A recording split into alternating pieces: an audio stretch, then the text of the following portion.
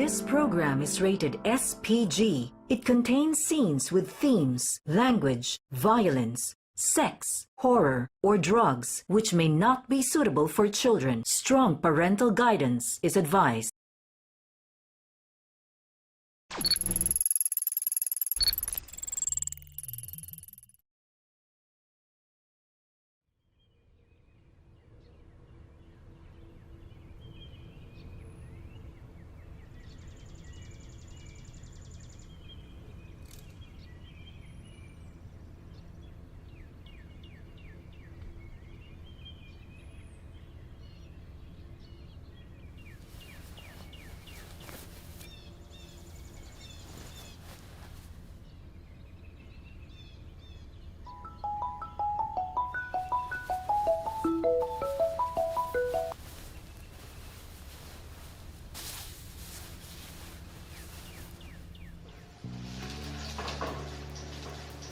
Uy, Abra! Lintik na! Anong oras na ulit ka na naman? Opo, ito Saan na. ka na dito? Ubangon na po.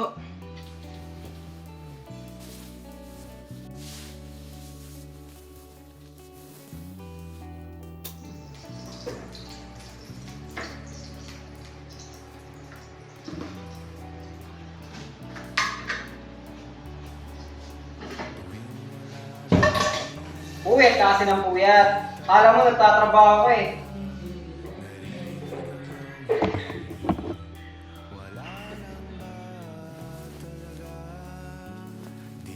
Ano bang pinaggagawa pa gabi?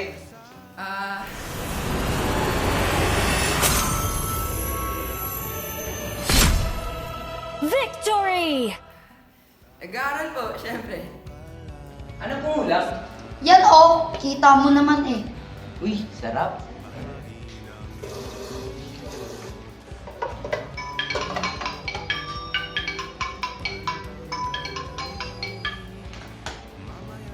Mauna na po pala ako.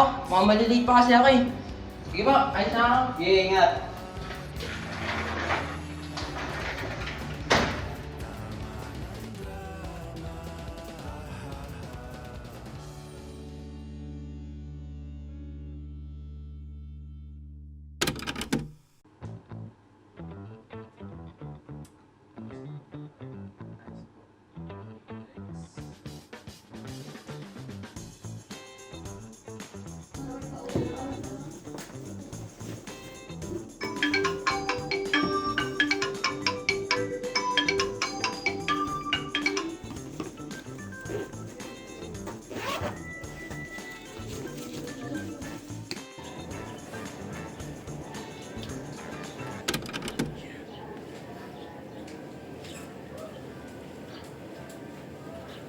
Oh, kamusta yung trabaho mo?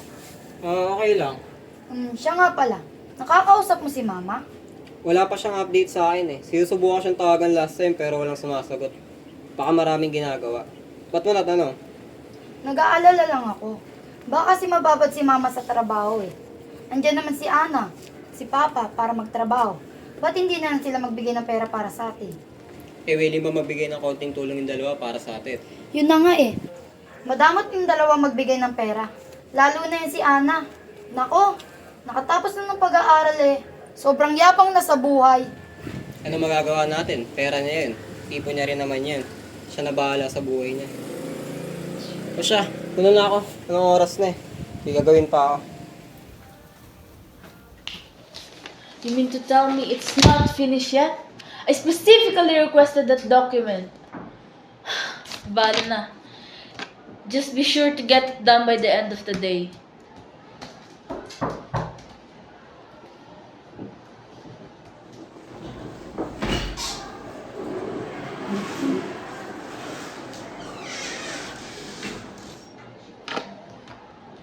Do you mind stepping outside for a few minutes? I need to discuss some things with Mr. Garcia.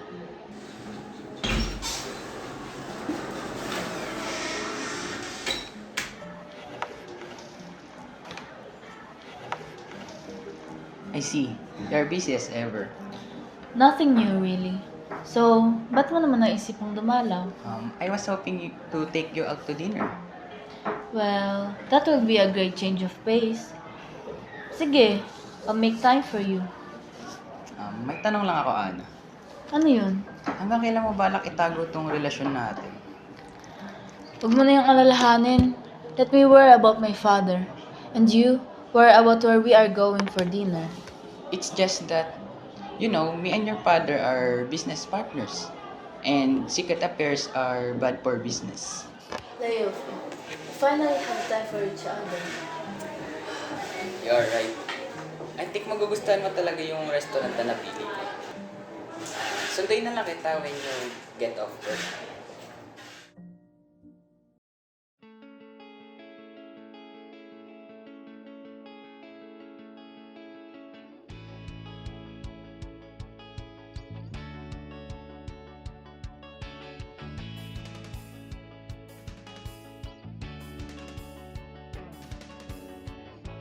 Tol, try natin yung nakita kong trend sa TikTok. Kainin to. Ayoko tol, wag na tol. Look, parang walang pinagsamahan, no? Napaka-boring mo na tol. Parang di naman tropa eh. Sige na. Isa lang, oh. Isa lang. Isa lang. Sige na nga, sige na nga. Sige na. Na, game, ha? Yan. 1, 2, 3, go. Ang sarap. Tangin na, sigat na tayo nito. Bang tol. Game na.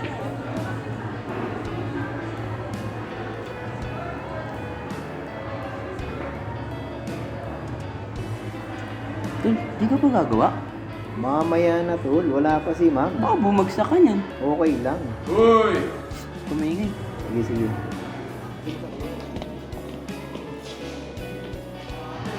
Mali mo. Wala kang helmet. Di ba kumaliwa ako? Kumaliwa ako. Dito yung kanan. Mali mo. Pero tol, sayang talaga yung kanina. Isa na lang makukuha ko na yung perfect score eh. Nagkamali pa ako sa pinakamadaling tanong. Okay lang, tol. Kami nga eh. 2 lang, out of 50. Masaya na nga kami. Si tol, kaya ko. Pampalubag-loob na eh. Pero ginawa ko pa naman lahat ng makakaya para makuha yung score. Ano maling nagawa ko? Kumbaga tol, sa pag-ibig. Hindi mo tol. Tigil ka na. Sige. Kumbaga sa pag-ibig.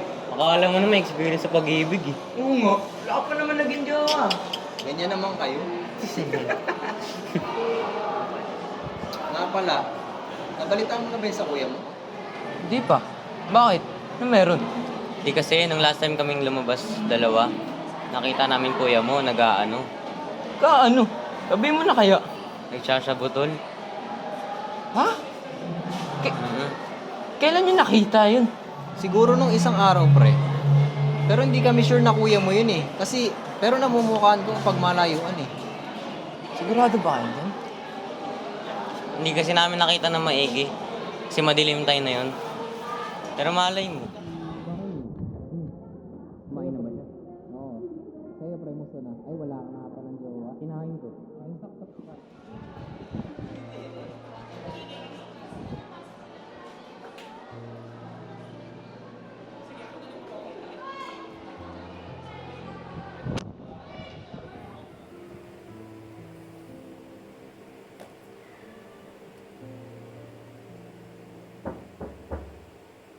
Art? Busy ka ba? Pasok ako ah.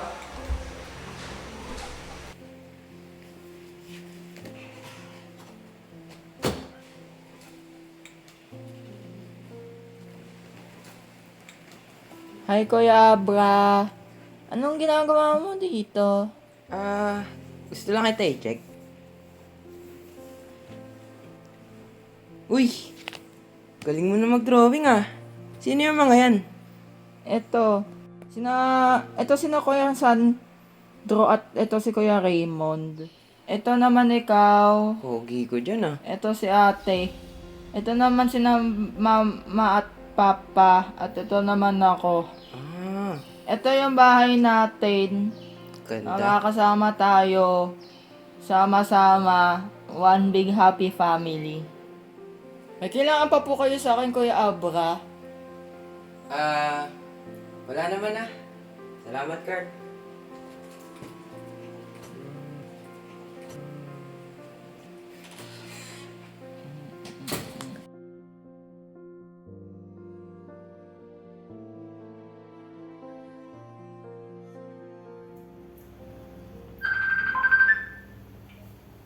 Oo ma, napatawagin ng biglaan.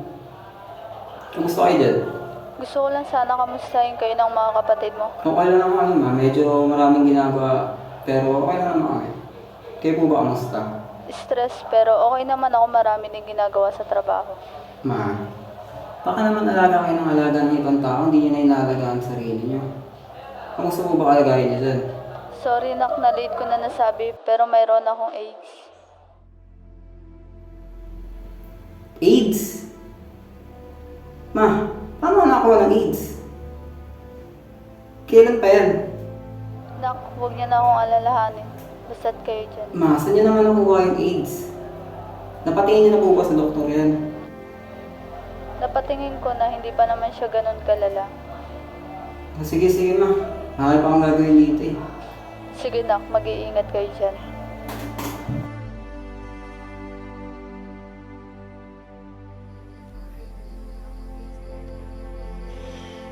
Ano ba to?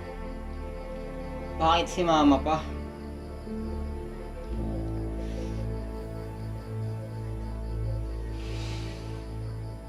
Ako naisipin to.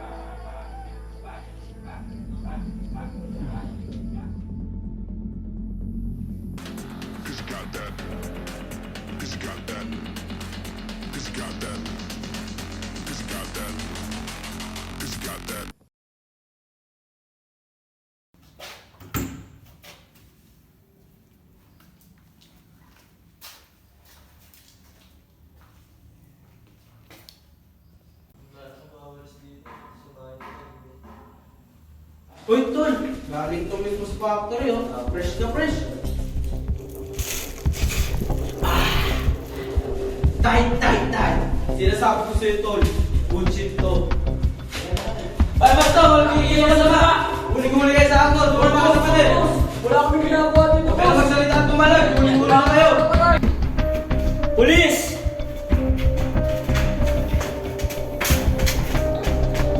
Pulis! Clear! Huwag ka lang gumalaw! Wala akong ginawang masama! Nahuli na namin si Sandro, huwag ka na magpaliwanag pa. Huwag ka lang gumalaw! Di masama ang kapatid ko! Huwag ka lang magpaliwanag dyan at huwag ka lang magsalita! Walang ginawang masama ang kapatid ko! Para sa mga nagbabagang balita ngayong umaga, 2 lalaki arestado sa isang operasyon sa isang club. Patid ng undercover police, nahulihan ng 3 pakete ng ipinagbabawal na gamot ang suspect. Habang ang isa pang suspect ay nahuling nagtatrabaho sa isang prostitusyon. Nag-uulat.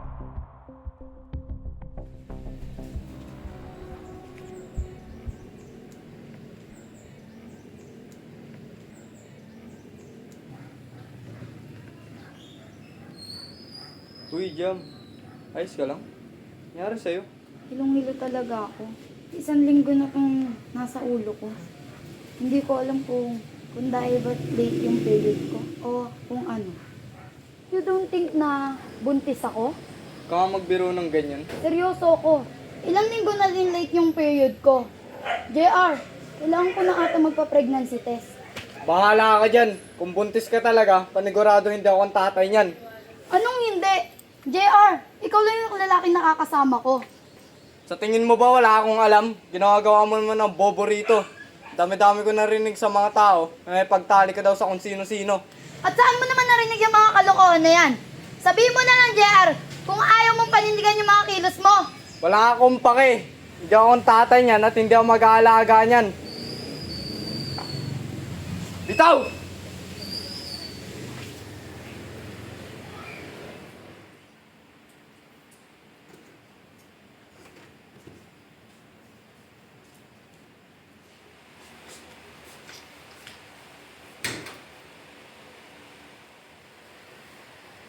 Oh, te, anyari? Ba't ka naiyak? Ano yung hawak mo? Wala to. Huwag mo nang alalahanin. Ano nga yung hawak mo? Wala nga sabi. Dahil na naman ba yan kay JR? Ano naman ginawa niya sa'yo? Ang dami mong tanong, wala nga sabi. Ano ba kasi yan tinatago mo? Patingin nga! Pakilamero mo! Huwag mo yan sasabihin kahit kanino.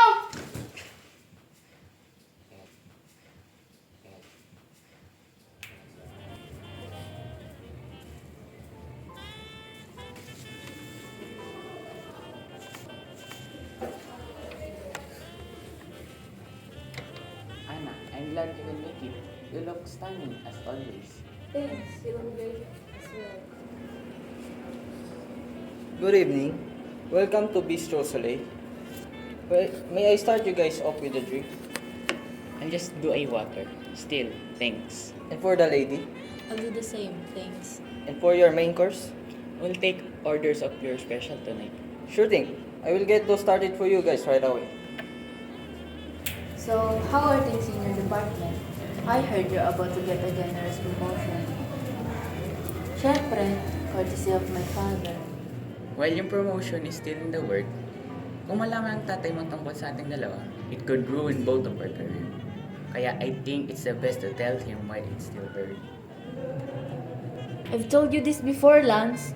It's just not a good time right now. When will it be a good time, Ana? I don't know, okay? Nothing is ever what it seems with my damn family. Ana! Anong ginagawa mo dito kasama si Lance? I can explain. Fernan, please. Not another word from you, Lance! Halika na, Ana! Mag-usap tayo!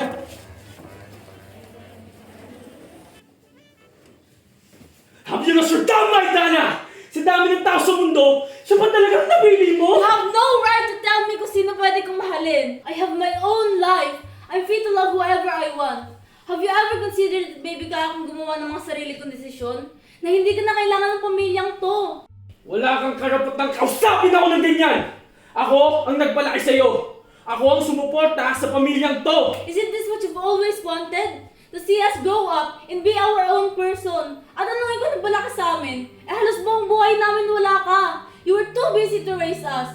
Do you even know what mom went through to take care of us? Oh! Anong problema doon? Binigyan ko kayo ng pera para magawa mga gusto nyo! You truly believe you can just throw money at everything? Hindi pa pumasok sa isip mo na baka we needed the father figure? That we needed you and not your money? Ang ingay! Ngayon na nga lang ulit kayo umuwi sa bahay at ang una niyong ginawa ay magsigawan. Tignan niyo naman ang paligid niyo. May alam ba kayo kung ano yung mga nangyayari dito sa mundo? Anong ibig mo sabihin? Di ba kayo nagtataka kung nasan sina Sandro at Raymond? Siyempre, hindi niyo pa nababalitaan. Masyado kayong busy sa mga sarili niyong mundo. What happened? Si Kuya Sandro at Kuya Raymond ay nasa presinto. O di ba? Wala kayong alam tungkol sa buhay namin dito. If only, naisipan niyo man lang na dalawin kami. Pero hindi. Parang kinalimutan niyo na lang kami. Parang sa tingin niyo wala kaming silbi. That's not true! Teka, talaga ba? Eh kahit sino sa inyo wala kayong paki sa amin eh. Ni minsan di nyo nga naisip tawagan kami. Nagdududa na lang ako minsan kung pamilya ba talaga tayo. Tama na, Abra! Tama na ba? Kasi sa tingin ko meron ka pang gusto sabihin sa kanila eh. Ano yun? Di nyo pa ba alam? Siyempre hindi. Si Ate Jamel buntis. Hindi ka talaga marunong makinig, no? Ang ayos-ayos ng sabi ko sa iyo, na manahimik ka. Kanino mo kaya naman ang kulit mo? Hindi naman siguro ka ng nanay o tatay. Alam mo kung bakit? Eh, ampun ka lang eh. Carl?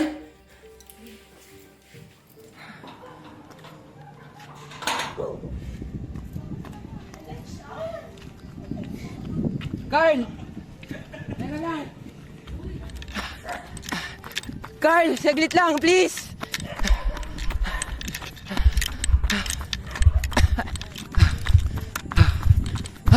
Carl, saglit lang! Papagod na ako! Carl, nahilo na ako! Please!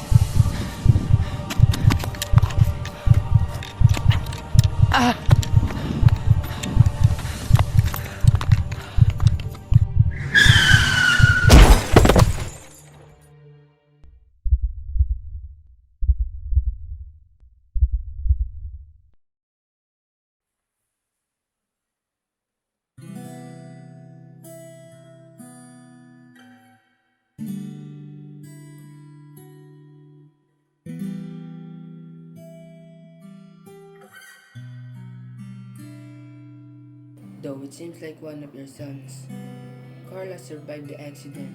Unfortunately, siya ay nasa critical condition ngayon at baka ilang buwan bago siya mag-recover. Paano naman po si Abraham? Sorry to say that, fortunately, di namin siya ligtas dahil sa kanyang Takotsubo cardiomyopathy. Ginawa naman namin ang lahat para maligtas siya. May alam po ba kayo sa medical history na Abraham? Kasi wala pong nakarecord dito sa kanyang file. Wala po, Dok. Hindi ko napaliwanag sa kanya na ampun siya. Na-aksidente kasi yung mga magulang niya nung bata pa siya. Naging matalik namin kaibigan yung mga magulang niya.